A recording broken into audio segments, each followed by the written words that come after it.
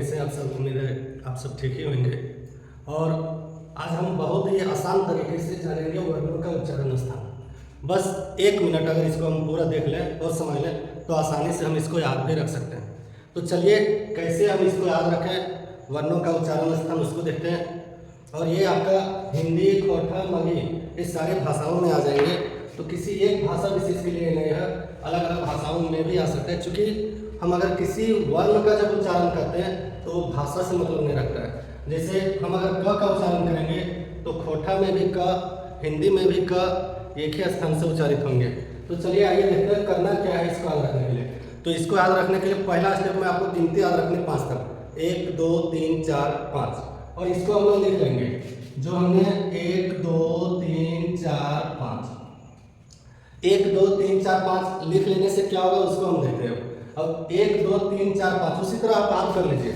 कंठ तालु मूर्धा दंत ओष्ठ, कंठ तालु मूर्धा दंत ओष्ठ, कंठ तालु मूर्धा दंत ओष्ठ, कंठ तालु मूर्धा दंत ओष्ठ। तो चलिए जो हमने लिखा उसको याद कर लेते हैं। कंठ तालु मूर्धा दंत ओष्ठ। अब एकदम आसान हो गया आपके लिए। कंठ 1 नंबर में जो हम लिखे हुए यहाँ पर सीधा क ख ग घ ङ, च छ ज झ ञ, ट ठ ड ढ मूर्धन्य, त थ द ध न, प फ ब भ म। देखिए पहले आप 25 अक्षरों का उच्चारण स्थान जान चुके हैं और वह भी आसान तरीके से। करना क्या है, कंठ तालु मूर्धा दंत ओष्ठ 1 2 3 4 5, कंठ तालु मूर्धा दंत ओष्ठ। अब ये जब इतना याद हो ही गया तो इसमें देखिए जो वर्ड छूट गया उसको हम कैसे याद करेंगे।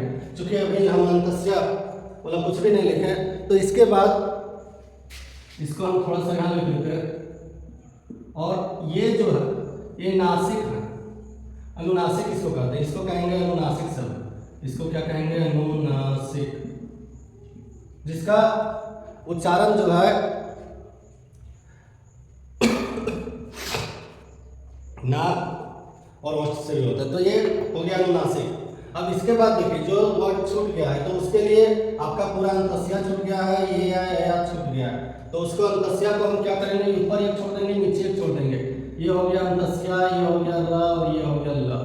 कहीं कोई दिक्कत नहीं होना चाहिए। अब इसके बाद देखिए इसके बाद हम व को लिखेंगे ही नहीं। अभी व के बाद हम जैसे छोड़ देते हैं तो यहाँ पर आता है तालु मतलब मूर्धा सा, तालु सा, मूर्धा सा और ये हो गया दंत सा। इसी को हम आगे बढ़ा दिए हैं। चलिए अब अंतस्या में भी बहुत सारे जो वर्ड हैं वो कवर हो गए। अब जो बच गया हमारे लिए वो बच गया या सही दुर्गही हर्षव दुर्गहु ये सारी चीज। तो देखिए फिर हम ऊपर से ही चलते हैं। तो इधर हम लिखते हैं, जब इसमें लिख दो या और या, इसमें लिख दो सही दीर्घई। बहुत लोग इसको छोटी बड़ी पढ़ते हैं। अब जो भी पढ़ता है अपनी भाषा में देख लीजिएगा। इसको छोड़ दीजिए आप, हम इसमें लिख लेते हैं री और फिर री। ये री 2 प्रकार के कैसे कैसे होते हैं। ये दोनों जो होते हैं री री, और इसमें आप लिख लीजिए लिरी।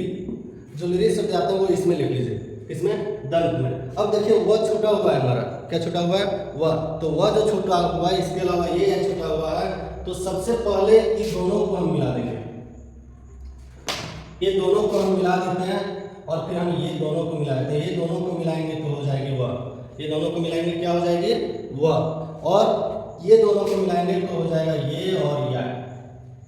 कंठ और तालु, कंठ और तालु मिल के होता है ये और या का उच्चारण स्थान। इसके अलावा कंठ और ओष्ठ, और जब कंठ और ओष्ठ को मिला देंगे तो हो जाएगा ओ आ का उच्चारण स्थान। ये देखो ऐसे मिला दिया हमने और यहाँ पर लिख दिया ओ और ये हो गया आ। अब आप पूछेंगे कि अभी भी 2 बच रहे हैं, 2 कौन कौन बच रहे हैं, तो उसको हम आपको बता दे रहे हैं। 2 जो हमारे बच रहे हैं वो आएंगे इसमें यन और यह, जिसको कहते हैं अनुस्वार और विसर्ग। अनुस्वार और विसर्ग का उच्चारण अनुनासिक वर्ड इसको बोला जाता है। तो इस तरीके से बहुत ही कम समय में हम इसको याद कर सकते हैं। फिर से देखें, सबसे पहले क्या करना है, कंठ तालु मूर्धा दंत ओष्ठ। 5 स्टेप को हल करना, कंठ, तालु, मूर्धा, दंत, ओष्ठ। उसमें कंठ का उच्चारण स्थान क, ख, ग, घ से व तक चल जाएगा। तालु का उच्चारण स्थान, मूर्धा का उच्चारण स्थान, दंत का उच्चारण स्थान, ओष्ठ का उच्चारण स्थान। यहाँ पर आप मूर्धा, इसको वैसे बहुत सारे लोग मूर्धन्या बोलते हैं और इसको दंत न बोलते हैं, तो इससे भी याद रख सकते हैं। इसके परिवार के जो भी सदस्य हैं उनका उच्चारण स्थान जो होगा वो मूर्धा और इसका दंत ही होगा। इसी तरह इसको हम लोग तालु सा बोलते हैं, इसको दंत सा इसको तालु सा बोलते हैं, इसको मूर्धा सा बोलते हैं और इसको दंत सा बोलते हैं। तो इस तरीके से यहाँ भी हम याद कर सकते हैं। तो इस तरह से आपके जितने भी वर्ड हैं वो कंप्लीट हो जाता है। फिर से एक बार ऊपर से हम अगर शुरू करेंगे तो या, ई, री, लिरी और ये हुआ। नीचे में दंत और ओष्ठ को मिलाएंगे तो व का प्रयोग होगा, कंठ और तालु को मिलाएंगे तो ये और या का प्रयोग होगा।